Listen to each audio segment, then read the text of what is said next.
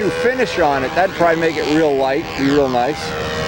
And with a Rojet 76, it won't be underpowered. And that's a big thing with the ARF.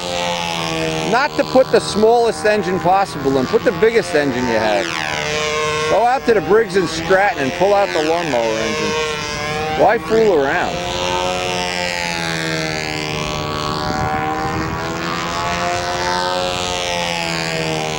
Now we're coming up on 3 hours until this project is a week old. And I can't believe that's unbelievable. 3 hours into this. 3 hours and we will have a whole week. We haven't done much else in the shop since this thing came into stock. In fact, Karen noticed there's a bunch of orders I haven't even worked on.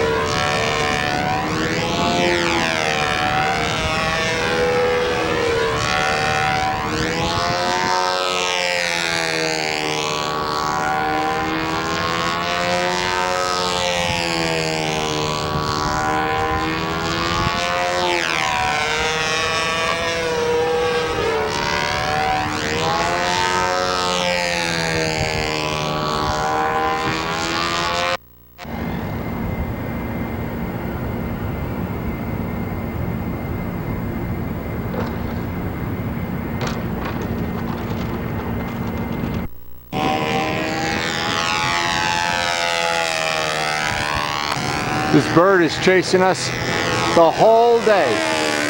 He will not take no for an answer here. Alright, so Brian's just familiarizing himself. Having kind of a sport flyer day, a bird chasing day, if nothing else. Wow, I'm amazed. And I don't know how long this day is going to last because it's unbelievably crappy out here. But we're accomplishing what we want to, and I think it's a nice uplift for Brian, just when you lose a plane, just to get back out at the field and just get some flights. And the nice thing about the ARF now, once he gets his motor, he can put his motor in here, and we'll wear his motor out. I can put my Spitfire motor back.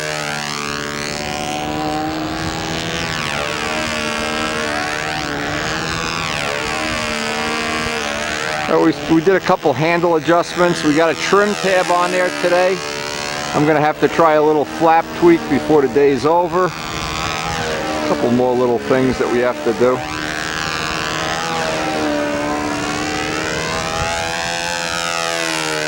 I had a prop I wanted to try. I have a 15-inch prop cut to 14 in the toolbox. I haven't tried it yet. We're going to give that a try.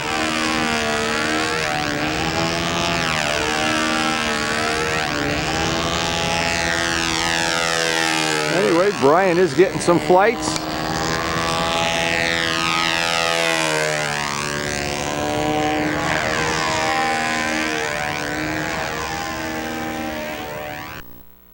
Break the rudder? Brian, did you break the rudder off the plane? No. What really happened here? Let me just explain, and I'll do a little storyboard on this, because what happened at the end of our session, it got rainy. It was getting really windy, and I thought today I wanted to make a bigger rudder. Now the reason this rudder is not big enough is because this plane was designed for a Tiger 60 and a 12-inch prop. Bigger prop, bigger rudder, bigger side area. So I laid this out, of course, made it about 3/4 of an inch bigger, and I'm going to make a rudder with a little bit bigger. I'm going to monocoat it up, and this is going to be one of the little upgrades. Now, if we had another flying day, I wouldn't be doing this. The only reason I'm doing this is because, well, I'm trying to use every possible minute that we can fly to fly, because there really is a real winter coming someday, even though it isn't here today. But so far, we are coming up on it. It's minutes away. Let me just show this. See this clock? It's my shop clock. Well, it was exactly a week ago. It was about 3 o'clock, because I remember by the time I got the box into the house and opened it, it was about 5 after 3. I am coming up on 1 week of this project. We have 2 gallons of fuel through it, various mods, various trim. It has been the craziest, busiest week of my life, and I have really had a great time and really been rejuvenated. But without making this a big deal, because these are just balsa wood parts, 1/4-inch balsa. I'll get a piece of 1/4-inch balsa for the rudder, and they're definitely not going to be a big change, other than we'll have some more side area, and when I'm done we'll have a little bit of a Raby rudder linkage, and that's what I want to have when this is all done. That little extra side area is there to counteract the fact that the prop is much bigger than on the original plane. Now, another thing we learned, and we learned it on Mike Costella's, Mike had 1/8 of an inch of offset if you measured prop tip to leading edge. 1/8 of an inch is less than a minimum. This had 1/4 of an inch. When I got back, I shimmed it. I re-shimmed the motor, and I cranked in as much offset as I could. And I've got a little more than 1/4 inch now. Maybe a 1/16 more than 1/4 inch, 5/16 or so. We also made up a whole bag of parts. These are all shims to shim the engine. These are the ones that come with the ARF. I made my own, and I made extra thick ones and extra thin ones. And Brian donated the tank vents from his Cardinal. So the day I did this, I didn't have a good piece of copper tubing, so I used aluminum, and I know as a fact aluminum is not going to make it through the long haul. But the little bit of time we have left today, I'm looking at, well, it's time to make the rudder up, get some hinges in it. It'll be very similar to the way we've done every plane. And remember, pretty much every plane I've had in the last 20 years has had a Raby rudder. And I really realized, coming back to this, in fact the original one did, coming back to this, it reminds me why I've become so used to having that. Now other people, you don't need it. Yeah, and there's other ways to trim a plane, but I've gotten used to trimming a plane a certain way, and it works for me. Seems to work for other people too from time to time, but my way, I always include that when I have a big prop, a Raby rudder, and a big prop. That's a nice solid combination. It allows you to fly with a little less tip weight, and we're still going to do some tweaking on his flap at the end of the next flying session. But we've been, other than having a tank shimmed, it was out of shim today. Still a little bit, we're sneaking up on having that. We know the 14.5 rev up is one of the props that always works pretty well. As a bonus, it seems like this runs way longer, much longer on the header than it does with the pipe. It just restricts the breathing some. Not a whole lot, but certainly enough that we're getting a flight and probably, I don't know, 30 laps or something. So we could just back fuel out of it if we wanted to.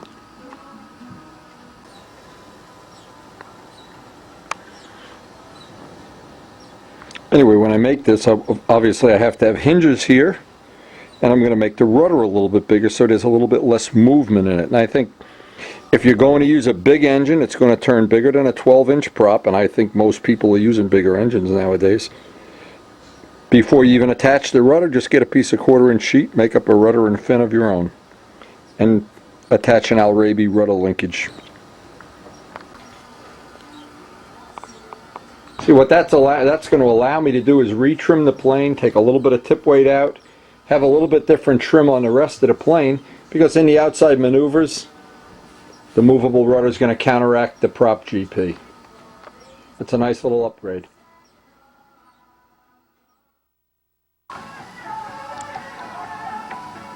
Now this is just one of the things that we're doing to accommodate the bigger motor. Again, there's a little bit more side area, a little bit more. The hinges are still drying. They're probably sticky, but we'll free them up. We'll babysit them. Now, for right now, this can just flap in the breeze. I don't care. It'll wear the hinges in. If we get to fly tomorrow, because the next trim thing on this is to get rid of these elevators and get some 1/4 inch. And I'm looking around in the shop to see if I have a decent piece a 1/4 inch. Actually, one piece will do it. See what I did, the original plane, these were really tapered down to nothing.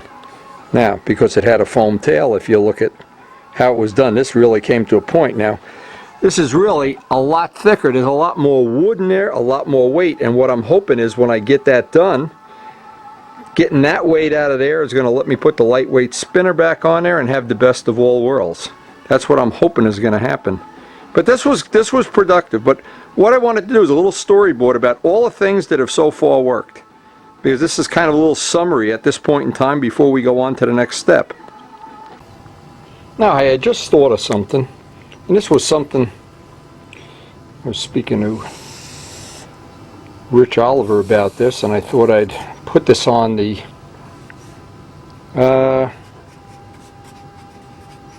Shark, the Ukrainian ARF, Strega, the American ARF. So we kind of got this international thing going. Now, granted, we're comparing apples and oranges here, but it's because some people never seem to understand. They can't get a good feel for exactly what we have with an ARF. Well, with a Shark, you know what? You get the motor. With the Strega, no motor. So right off the bat, we're going to start that this is going to wind up being your $3,000 investment. This is going to be, I'm going to allow $400 for the motor. So it's about a $550 investment. So now what we're looking at is 1/6 of the price. And I'm not sure, I'd have to check with somebody who's actually built the Shark. Supposedly you can build them in 8 to 12 hours, or they come pre-finished, or they come in paint, and I never seem to get a straight answer on that, so I really don't know. But I know one thing for sure. We have a little contest going. Here's the Strega ARF. And sooner or later we're going to find somebody that has a Shark at the field, and we're going to have our own little, I don't know what you'd call it. It's for fun. It's a little fly-off. And have several people fly this ARF. Now, several people fly this ARF. Now, what I'm guessing is going to happen is, because of the way, now both of these planes have been in the top 5 at the Nats. So there's no case that either one of these are uncompetitive.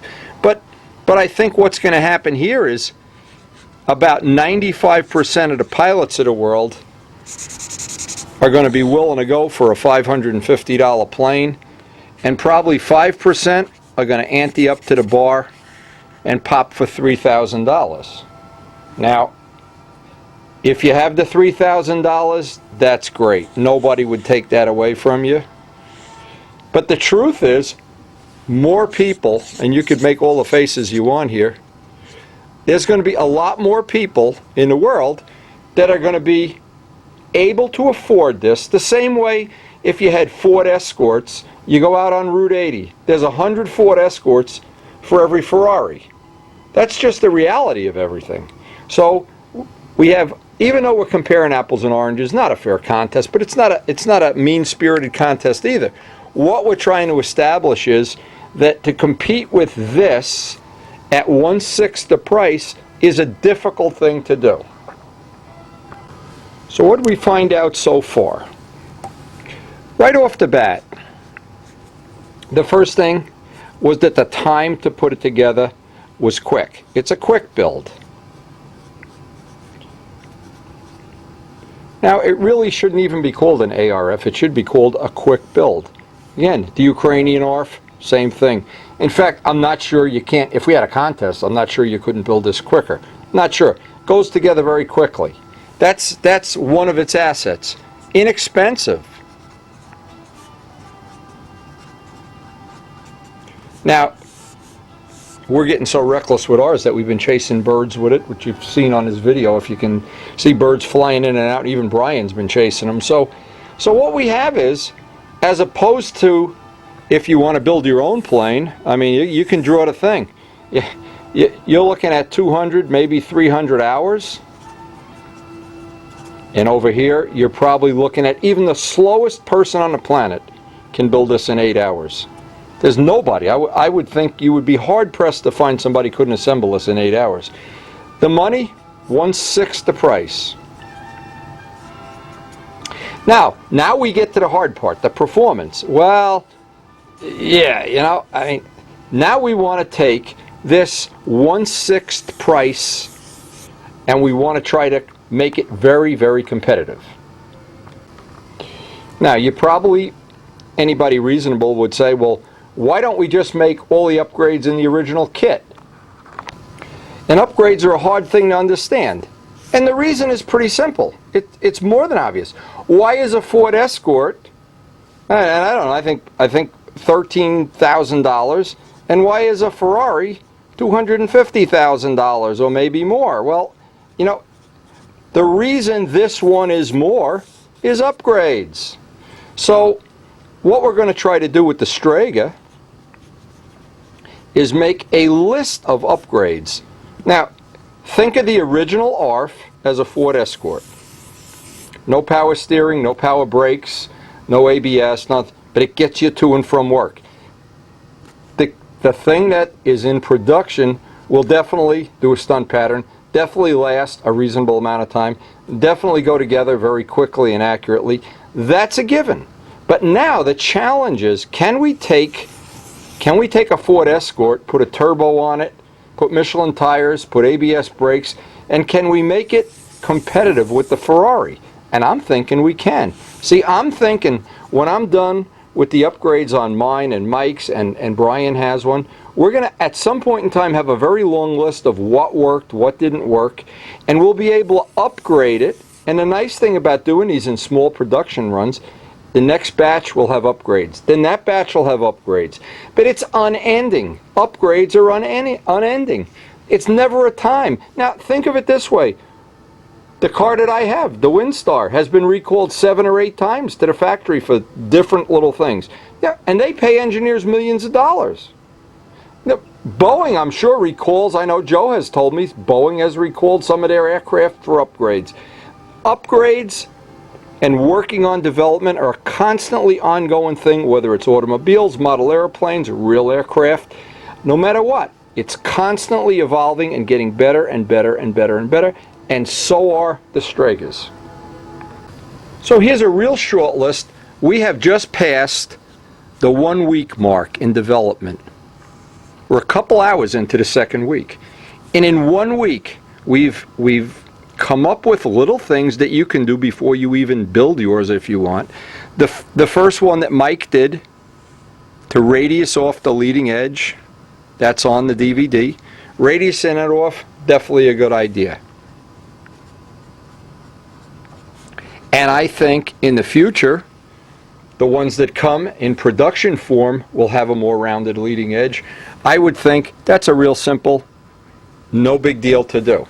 One of the things I did, and this is personal, is I replaced my ball link end with a solid push rod end.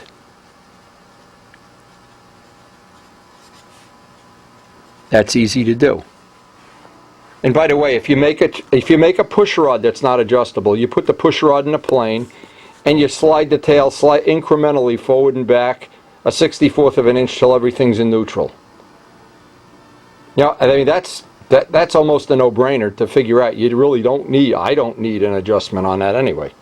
Now Mike has an adjustment and it's handy, but if you line it up right at the bench, you don't need it. Well, again, all of these things, there's do's and don'ts, there's things we're learning. Now, one of the things we learned right off the bat, motor offset. Because the original Strega design, now let me just explain this. This might leave some doubt, was designed for a Tiger 60, and it has, in essence, a very small rudder and fin, because you didn't need it. The prop, we were running 12-inch props. So if you, again, here we go with the upgrades. If you upgrade to a 14, you might want to make the rudder a little bigger. That'd be a nice little upgrade, and you could put it on before you could take the original one and just put it aside and put a new one on. And it's I used 1/4 inch and sanded it down quite a bit. Now, I haven't done the upgrade on the elevators, but the elevators look like this. It's a flat tail. And what happened is, in production, I think they're on the heavy side. Now, when I'm done, this will be the next upgrade, the next day we get to work. This will be a 1/4 inch flat sheet, just like the Spitfire. Now, that's something anybody can do as you're building it. And what I'm finding out with monocoat that's really interesting, you could do these things in a matter of minutes. I mean, I did that whole rudder job in about 40 minutes. So this is the kind of thing we're going to be keeping track of, all the little upgrades that we're uncovering and coming across. And I think every one of them, the front lead out, remember that front lead out. Now, if you have an ARC, just get into the wing and knock the wood out that's rubbing on that.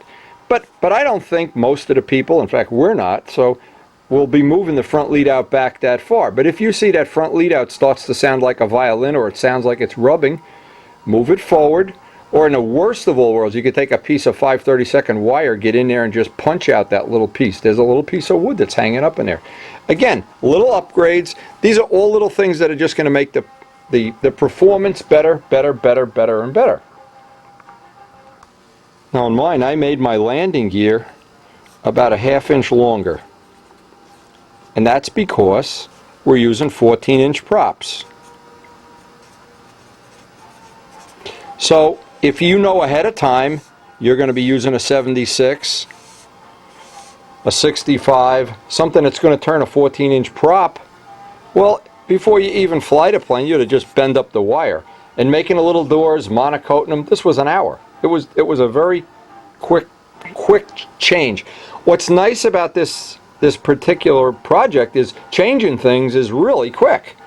You just change them and that's it. That rudder, cut it off with a knife, put another rudder on, 40 minutes later it's done. And I would highly suggest, this is the biggest one so far. We haven't done it yet, but I know from the past when I've done this, I've gone from having a no Raby rudder to a Raby rudder. A tremendous performance difference. So I'm suggesting, and we'll retrofit that when we actually hook up the linkage. We're not going to do the linkage until we actually make up the elevators. So these two can kind of go hand in hand. But here's the fun part of this. And I don't know how many people go back to the 60s when people bought a Volkswagen Beetle and turned it into a dune buggy and put big tires and put turbos on it and exhaust coming out the roof. It was a fun thing to work on. It wasn't a serious. It wasn't like, oh, if we try this and it doesn't work, oh. This was fun. Try making these little changes very quick, thanks to monocoat. A lot of fun. And if you're doing an ARC, you can do some of these, I mean, replacing some of these things as you go along very, very conveniently. Now, as we go to edit down this video, Rich Oliver has his under construction, and he's going to try some different control ratios, which is the biggest thing. We're going to be working with him. When we find out what worked for him, we haven't retrofit ours. We have the controls in there, the standard controls. But the next one we do, we'll probably retrofit our controls in. Again, all of this stuff, very, very simple. There was no trickery to it. There was nothing that jumped out at me as being an oddity. It followed the normal rules of trimming a plane. And the last one, and I guess this is a no-brainer, tape the hinge lines.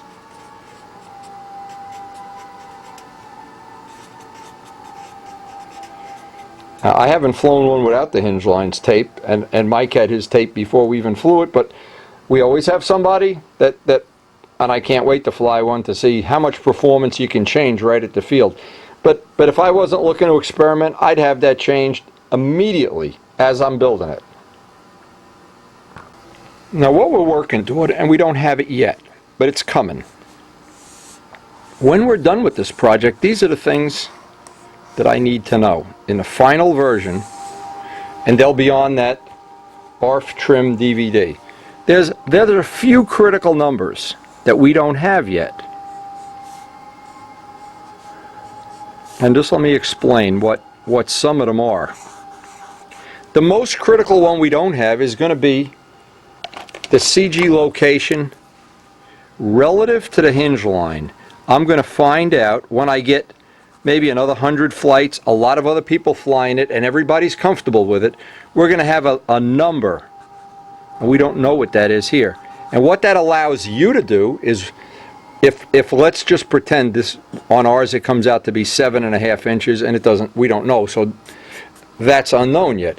And that varies. Now, the trick is that I've found over the years, don't set it up for just Windy and Windy's handle and Windy's this and then you go tell other people balance it there. No.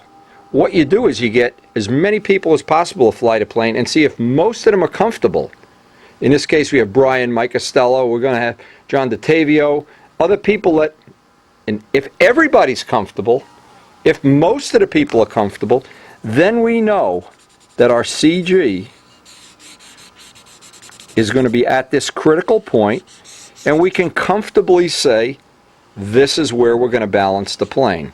And we'll get our we have two little pencils with rubber erasers, measure this forward with a ruler, this will be our point of balance. Now what that allows us to do, it's real easy, and this really gets very helpful. Let's say we change the spinner. We want to put a lighter spinner on. Well, and we want to reestablish the CG, we know that's the CG where it flies the best. Or we try something else. We try other, put longer landing gear, bigger wheels, whatever. Whatever we do, we'll always know that when we go back to that point, or as a starting point, that's a good spot to start the balance. Now, I can't really go by what we had in the past, because this is a totally new project. But what I'm going to find out is if mine balance is right here, and Mike's balance is here, and Brian's balance is here, if we can establish that, then we'll know, and we'll certainly put it on the DVD, the trim DVD that we're going to be doing, and we'll certainly put it in all of the magazines, in Control Line World and in Stunt News and everything, so that that's common information, and get somebody to post it up on Stuka Stunt, because this is, believe it or not, a critical thing.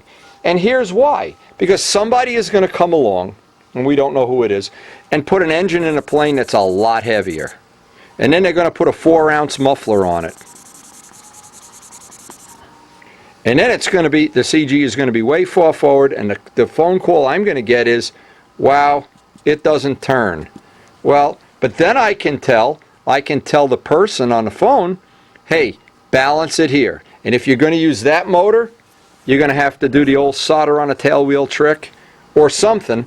But we're going to know where this is, because once, and Big Jim was always the one that emphasized to me, once he knew where this point was for a given design, it was very predictable. Now, is it going to be the same for everybody? No. The expert flyers are probably going to go back up to 1/8, 1/4 of an inch.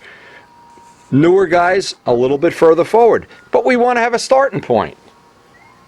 And the starting point is, it's always a very predictable thing. Now, Brian, if he could pick up the plane from me and hit this where I happen to have it now, it still feels a little nose heavy to me, but I don't want to add tail weight. What I want to do is get little by little, take weight out until I have this exact balance point. And then I'll be able to post it, I'll be able to pass it on to other people. But that's the direction we're working, and that's why I've been at the field every day and working on this every day like a maniac. And, you know, to the people that don't appreciate, to do everything you've seen on video and run my business, and it's right before Christmas. We've had to go Christmas shopping and things in there, and I've got to go to my daughter's concert tonight. So the reason I put it in, because other people will benefit from this information. And that's just some of the information that I think is good quality information.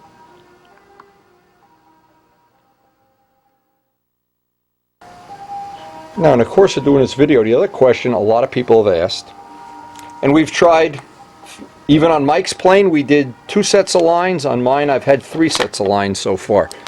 So follow through with this. If the middle of the plane, the center of the fuselage, and the center of the handle worked out pretty well for me at 68 feet. Now, that means I could go, these are 018s, of course. That's a good starting point. But it doesn't mean that in good air, if you're prone to fly in really good air, well, yeah, you could fly at 70 or whatever. But I doubt if anybody's going to put a motor smaller than a 40 in here that you would be wanting to use 015s. Solids, of course, you could go out a foot or two, but the things that have made big gains in performance was adding a little bit of motor offset. Normally, we start with this an 1/8 inch shorter. It was a 1/4, and now it's 5/16, and it just got better and better and better. Once I get the Raby rudder linkage worked out, it may be that I'll want to go back some. But if you don't have a Raby rudder, use the maximum motor offset. And try not to fly the plane on. This is what some people that you got to remember that most of the people that are involved in this are doing ARFs. So the problem are they're relatively new or whatever. And so they'll go buy a set of lines that the lines are 70 feet. Now it means you're on like 78 feet by the time you count your arm and the wing. That can really be dangerous. Now Brian has an ARC, and the first thing I did when I looked at it, I suggested to him, get some like 220 paper and some sanding blocks, sand everything, all of the wood, the fuselage sides, or everything I think is metric, and it's way bigger than it has to be. The sheeting, the fuse sides, you could remove a lot of weight. Just sit out in the backyard and sand everything before you put the covering on. And in his case, it's going to be some lightweight tissue covering. We haven't seen it yet, but I suggested to Brian, sand everything. You'll probably get 2 or 3 ounces off. Not only 2 or 3 ounces, but they'll all be behind the CG, and you'll need less nose weight, so probably the saving is going to be more like 4 or 5 ounces altogether. The wood quality, see, if you're using 4-pound wood, well, here's the deal. If you were using 4-pound wood, it's a hard concept for people to understand, but if you're using 8-pound wood, which is probably what these are made out of legitimately, you can use wood half the thickness. Now, what they did is they used the dimensions as if this was going to be punk 4-pound wood, and then used wood that's a lot stronger. I mean, the nose section on this plane is like unbelievable. There's no issue with the motor at all. So what I'm saying you can do with an ARC is just thin everything out, sand everything, and that would really bring up the performance of the plane, getting rid of 3, 4, 5 ounces. And this will be the last one of the tips that we're working on today. And we're sure this is absolutely, positively not going to change.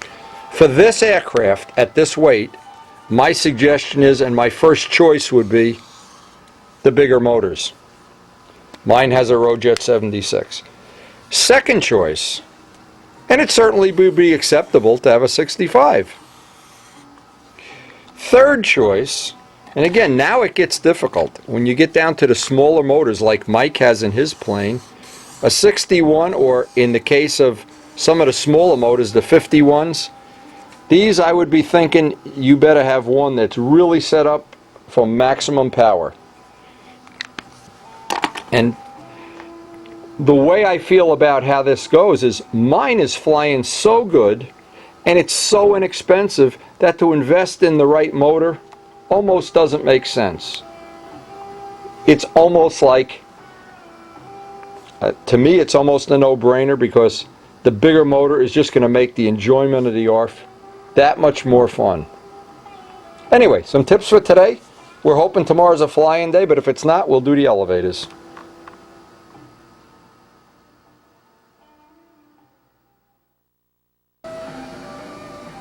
Now this morning I got up before Karen because I had laundry to do. Don't tell anybody.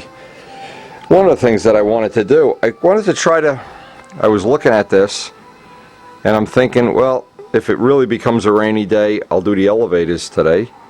And I tweaked that flap up because I may want to get rid of that tab, but it's still up just a little bit. And I thought, let me take a look in here and see how much they hollowed out this tip. Well, they didn't hollow it out. And you can look in there and see. But I got in there and hollowed it out. And what I did, I just sat here with a Dremel tool with a ball end and just ground material away. And I'll bet I got quite a bit of material out of there. Now all I'll do is put a little piece of monocoat on there. But also I noticed, you can keep this in mind, where they had the lead out adjustment end, it should go back about another 3/8 of an inch, maybe a 1/2 inch. it could go further back. So we're going to monocoat this at, in other words, if the slot ended there, now we have a little more travel for the back lead out also. So we have a win, and all I'm going to do is just put a little piece of monocoat. Now that I'm a monocoat expert, you can monocoat right over that. And the nice thing is, even if you only got a 1/4 ounce here, it means that 1/4 ounce is free. You've gotten a 1/2 ounce off the whole plane. So a little thing, they start to add up. Little by little, they start to add up. And the nice thing, if this was a painted model, we'd have to do some repair. But with this monocoat stuff, you want to do something like a rudder, something like a wingtip. It's a matter of minutes.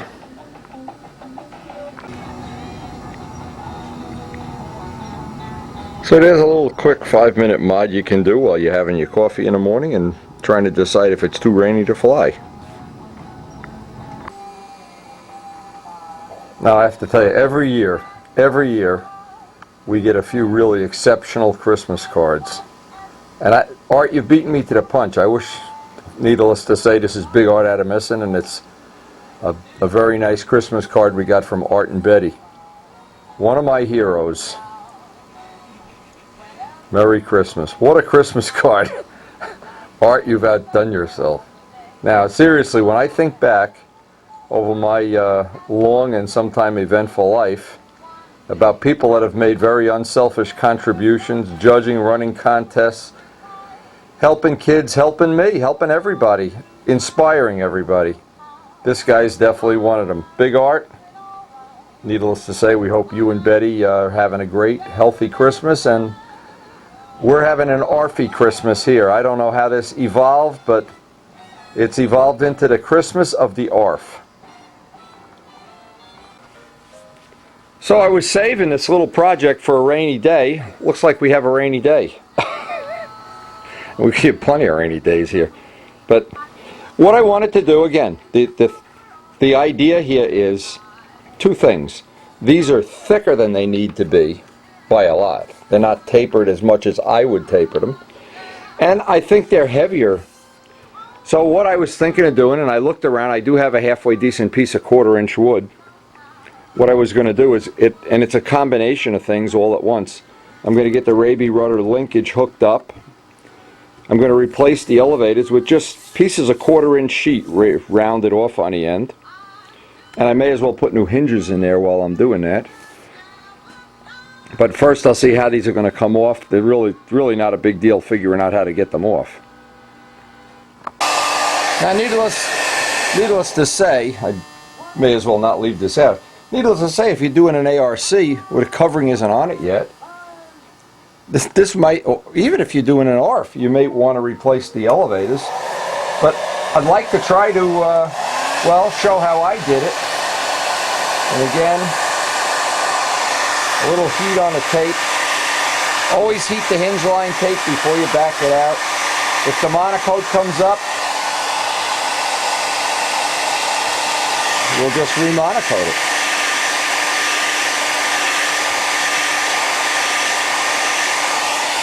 There's a little trick from John Brodak of heating the tape. Whether you have paint or monocoat, that's a good way to do it. Now the easiest way I know of when I've done this kind of stuff before, since we've already got the hinges mounted, we can just cut the piece of wood off half. You only need to cut off one side actually. Make little boxes like this.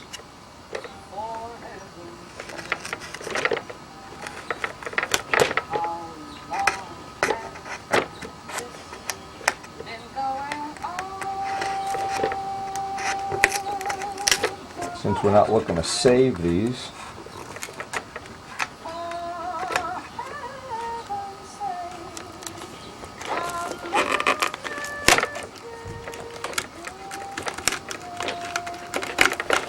Now we may have to remove the fillet because to get this out,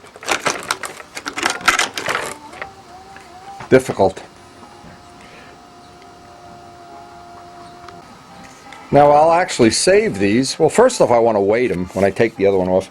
I want to weigh them and save them for my own personal, just to see if we're saving a 1/4 ounce. I'd be hoping to save between 1/4 and 1/2 ounce when I'm done. Now it always amazes me how well these C8 things hold in the hinges. They really, if you were to try to pull those out, they really are in there pretty well. But again, if I find any that are binding up, this is a time to just clean them up. I'll get a knife, clean off all the old wood, scratch them a little bit so that the new parts go right on. Get some of that off of the horn.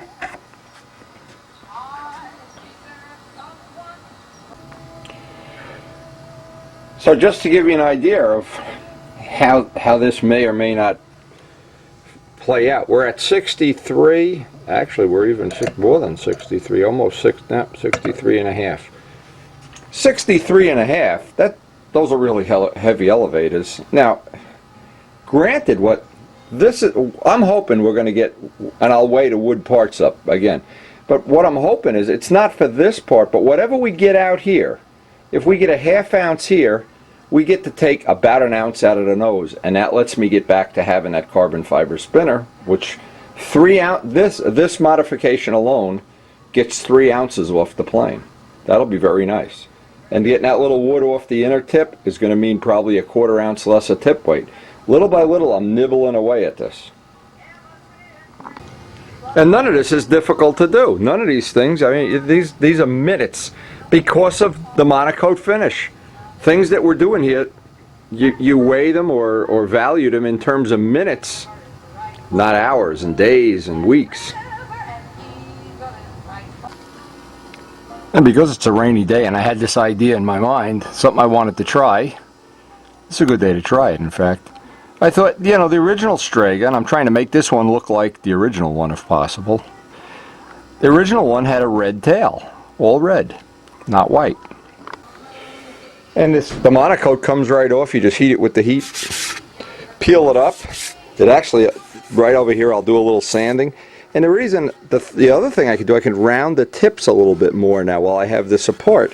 Because again, these are going to be thinner elevators, so I'll do a little sanding on this. Why not go all the way? As long as I have a rainy day, pull off the monocoat, let whatever goes on the floor go. And I think realistically, if we can get the way this is looking, I'm probably going to be able to get 1 ounce off of the tail, for sure. Which means I'm going to probably be able to get, and that's a 2 ounce spinner. So this combo, the carbon spinner, lightweight, we're going to get 3 ounces off the plane by the end of the day if all goes well. And I think that's going to happen without any problem at all. And what I decided to do, as long as I'm, and it's certainly, we're not flying today. It's pouring, storm is coming through, may be able to fly tomorrow. I thought, well, you know, here's the thing. This is really 7 or 8 pound wood. So what, well, maybe more. But what happens is, and it's up to spec, that if it were 4 to 6 pound wood. So in essence, I can sand quite a bit off. As long as I'm going to go for this, we already know what the stock ARF flies like. We've got it on video. We know it flies pretty good. But let's see if we can do that little push a little bit. Now, if you had an ARC, you'd probably do this anyway. And I radius these edges off just because I like the way it looks. And I remember, one of the things while I was doing this, I remember thinking, yeah, the Strega, one of the things I always liked was the tail. The red tail, the wing and tail were opposite. So this is going to give me a chance to do several things all at once. Get weight off, get the red on. I'm going to put new hinges in. I pulled the hinges out. They were still sticky on both sides, and by the time I clean them, I could just pull hinges out. Get in there with a knife. So, and it'll give me a chance to test the 1/4 inch elevators, because that's one of the things we want to use on the 90 project too.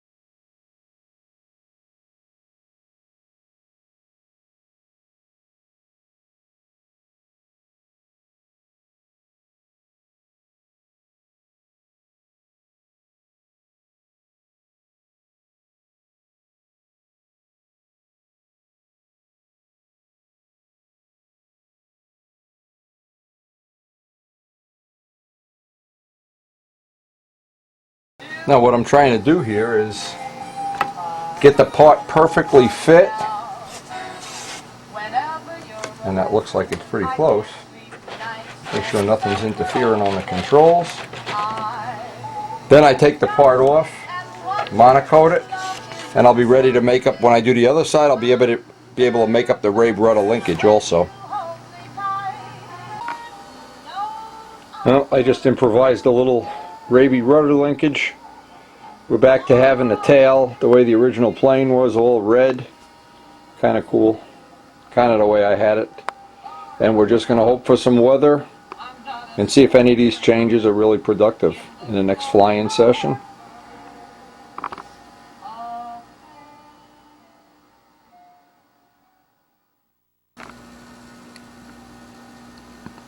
Now this came in today's mail, a nice little gift here right just before Christmas. And Karen had done something pretty similar, not exactly the same of course, but two of our favorite people. And there, if anybody could ever take advantage, how many, I'm going to have to think, Warren's already got 6 or 8 ARFs already. You need a Strega ARF. Here's the deal, Warren. Strega ARFs. You can rule California. You can kick butt all over Southern California with one of those Strega ARFs. All you need is the Strega ARF and that Rojet 90. Take no prisoners. Anyway, a really nice gift. We'll keep this in the shop forever. But the picture I have in the shop, I look at it every day, is that old Warren riding around the back of the P-51. Well, Warren, I gotta tell you, I'm jealous.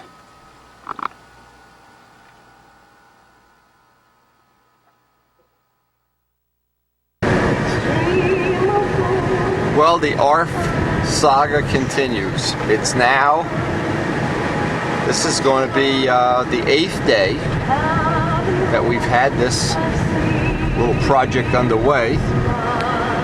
And even though it's really cold and the wind looks like it's starting to blow already, I'm not going to beat the system here by getting out early. I was hoping I'd get out early and get some more flights, check out some of these changes that we made, but we're sure going to, it's going to be cold, I can tell.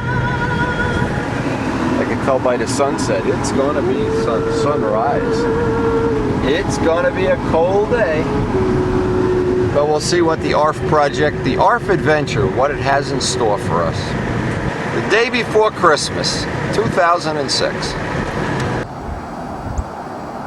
As if we didn't have enough birds at this area. Check this guy, big guy out. Holy mackerel. The ARF bird, sitting here waiting to judge some patterns. It's cold. Looks like we may get some flights. The wind is very variable and moving around. Now I'm not sure we're going to get any real flights today because it's really getting cold and gusty here. But I had a lot of things that even if the day is unflyable, which looks like the case, and it certainly is cold, some of the things I'm going to be able to test are how this new CG worked out. Remember, we got 3 ounces off the plane. 3 ounces. So the CG is way far further forward than it was before. Or it's some anyway. And we got a new shim under the motor. So we'll be able to, oh, look at this wind coming up. Oh, I don't know what we're going to be able to get done. But I hate to surrender without a few flights anyway. Now Brian said he may stop up here. Said he will. He may. They were going to do a photo shoot today. I don't know, because it's so cold. I don't know how many guys are going to show up, if any. There's a lot of tentative stuff going on here. But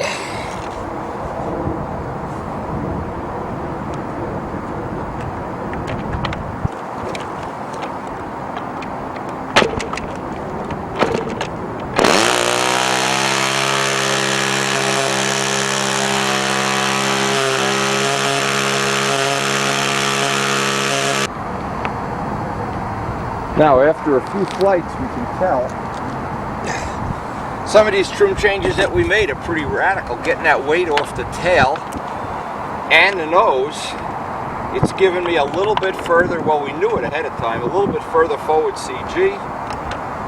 And what I'm going to do I'm going to take one more flight, is open up the handle one spacing first, and then if that doesn't work, I'll put a little tail weight in. Certainly no problem. It just, getting that CG right is so critical. And it can't be off by a whole lot. I had cranked in a little bit of extra motor offset. That seems to help. That's definitely a help. What am I talking about, baby? And all these things are going to require, every time you change one thing on a plane, you wind up changing, in essence, it's like hitting a reset button. But that's the thrill of being out here freezing. And why is it going? I'm supposed to get used to this. I'm supposed to get used to playing Minnesota Vikings here, but I don't think I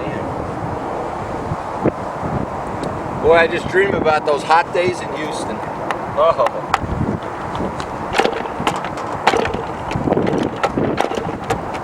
Oh, that thing cools off in a matter of a minute. It's unbelievable.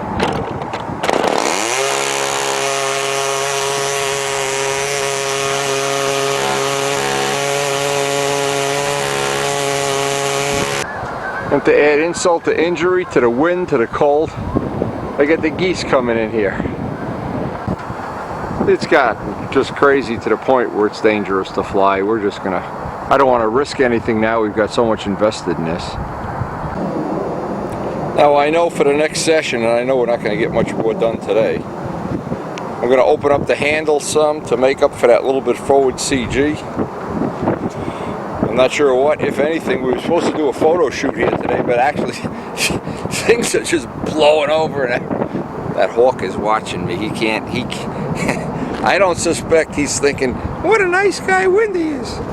Anyway, we're going to hopefully live to fight another day. That's the whole deal. We'll open up the handle. We now have a dedicated ARF handle, so once we open this up and see how this is going to respond to the forward CG, we'll have even more data in the database.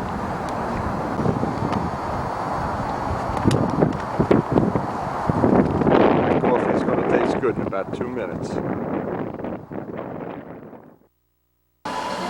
Now after this freezing session, I can tell you, for sure, with that weight off the back, we're going to be able to get some more weight off the front. What I'm doing, I'm taking some material off the back plate, the thrust cone, which we've done many, many times in the past. Getting weight off the heavy side, always better than adding something heavy to the other side.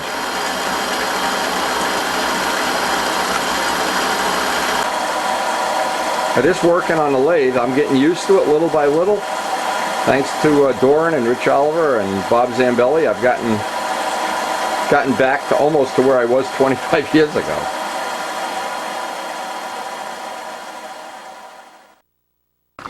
Okay, so when the part was stock, the stock part is 13 grams. Now I want to see, I'm sure it's under 10 now. And boy, you know, the thing about this is the scale never lies. It went from 13 to 4. That's a 10, 13 to 4. A 9 gram, that's a 1/4 of an ounce. We got a 1/4 of an ounce off the plane. Now rather than adding weight to the tail, this 1/4 ounce is going to be, yeah, this is one of the things I think Rich Oliver could make like a little accessory for his engines if he wanted to. These would sell pretty well. That's a 1/4 of an ounce off the engine, and we've never had one fail. They've been machined down in a lot of different ways. But again, if the plane needs nose weight, this is stupid to do it. You only want to do this if you need to get weight out of the nose. Just like a carbon tank. If you need the weight out, and a carbon spinner, these are ways of getting weight out. Now, when I'm all done, for sure it's a 1/4 of an ounce out, but it's also, if I didn't do that, I would need some amount of that weight, probably an 1/8 back here, and it all starts to add up. It's like losing money in the stock market. It all adds up. What we're looking for is keep the overall weight as low as possible. Even little things like that little tip weight hollow, that certainly allowed us to take out a 1/4 of an ounce of tip weight. The elevators, they were a lot lighter, significantly lighter than the parts we replaced. And that's kind of the fun and the challenge of the whole project. Seeing how far we can push this.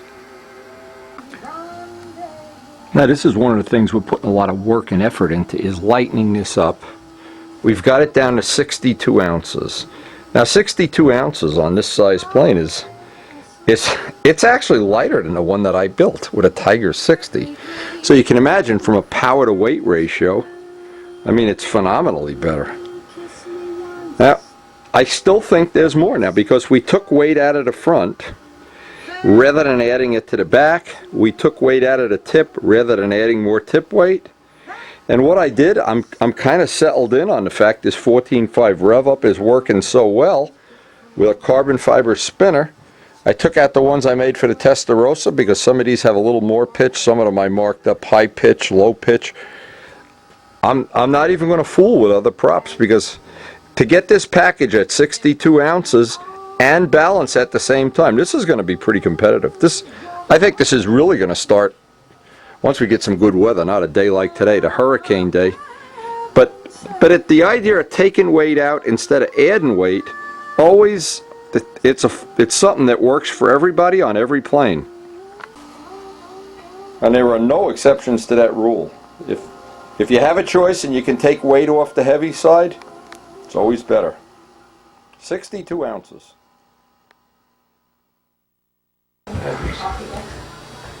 We're at Ruben's wonderful shop here. He's going to give us a lesson. Miss Ashley, we need to get a Strega. See, we need to get Strega labels. I got Strega. Let's do that too. We can do that too. That's easy. What are you doing? Christmas is tomorrow. We got actually what I came over here for was Ruben's going to give me the decal for his Strega kit. That came in the kit, right? Right. It's water. You know, I want to put it on the other wing. I got one naked wing there. It looks dumb. You got to have, see, it says legacy numbers. I don't need numbers because everybody's flying this plane except me. So, now what do? You just set that up on a computer and these are. I know you made ones with the Tiger Cat. These are the little Miss Ashley ones. Oh yeah, Tiger Cat, pretty cool. That's pretty nice. I need more friends like you. Yeah, I want to run my trains tonight when I get home. That looks nice. It's very small. Yeah, it's kind of small. What happens with the other one? Change the picture. Remove that picture. Well, it's nice to have computer skills at your disposal, right in your modeling room. What a guy. Turn them on. You got a bigger train layout than I have. Look at this. What does that work with, batteries? Oh my God, look at this. Look, he's got aeroplanes. Is this his planes, the half-A's and stuff? Oh, he's got two running at once. Oh my God. He's a big fat meanie. You know what's funny? Noel Drindak told me he got his grandson a Thomas the Tank Train and within a month had spent $1,000 on accessories. Oh, it goes through the station, the doors open up. Oh, he's got a helicopter. Oh man. Look at this guy go. You're going to love coming over to my house and seeing my trains. You're going to love it. Except I charge. You got to pay. You got to buy a pizza. It's all spray cans because Hanger 9. Hanger 9, I use that. What kind of paint is that? Enamel? Ultra coat. Yeah. I'm not familiar with it at all. Well, only thing I know is Brodak dope. Well, I don't know. Maybe it's heavy. You can feel the can how heavy it is. I felt the plane. The plane is heavy. It's heavy. The hell with it when it's in the can. Well, look at the bottom here. When the fuel got to it. It's not fuel proof? Nope. Oh yeah, it's crazing. That's called crazing. See, I think you should just use the dope. The hell with that stuff. That's too heavy too. It is heavy. And I painted this. This is paint on it. This is nice. I never saw how you did this. That's cute. This is what I was able to, that's why I used that paint, because this is ultra cold. Yeah, and you got, now why do you have, Mike Costello's got the same thing. Why do you have this big trim tab on? Did it need this? Well, I had a metal one on at first. No, did it need it? Was it crooked? Add a trim, add a vertical CG? Right. Yeah, that's what I got. I got just to tune it. And it just looked awful, so. Oh, well, what the hell does this look like? A Chinese fire drill here? I don't know. Okay, part of why this tab is necessary for Ruben is the vertical CG on this is way out. I don't know how much of that relates to the fact that you got a lot of paint on it. That heavy paint? I don't know how much, but Hey, I thought how much does this weigh altogether? Did you weigh it? 80 ounces. 80. Wow, that's heavy. Well, not paint. How heavy that is. Yeah, no, I know. I don't use. What do you think I use dope for?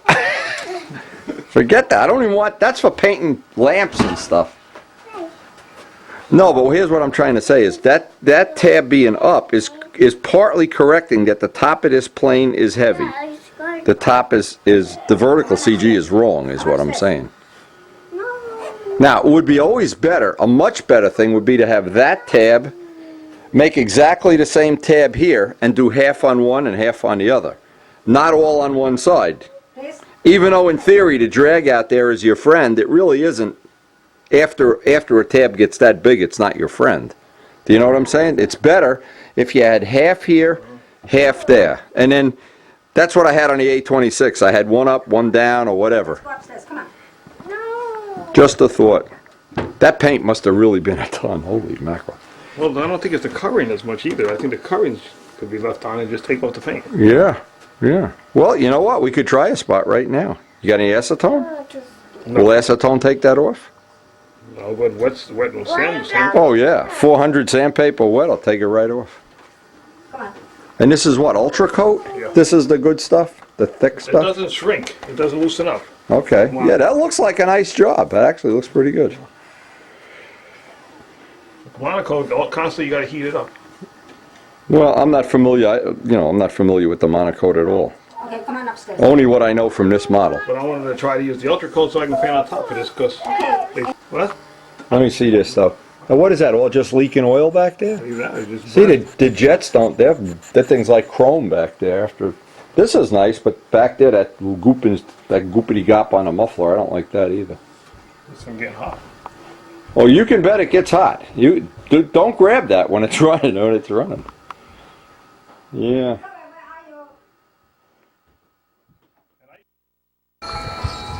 Here's our next little project before we get ready for Christmas. These are Christmas presents we're making for the kids.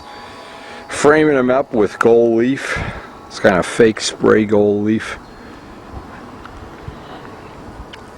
What a joy. Christmas Eve and I'm working on stuff like this. Now Ruben gave me another one of these Strega decals. And I thought, because I'm not going to put AMA numbers on this, it just would look more balanced. Look a little more like the real Strega without that wing empty. We'll see how it looks when I'm done. It's you I live for.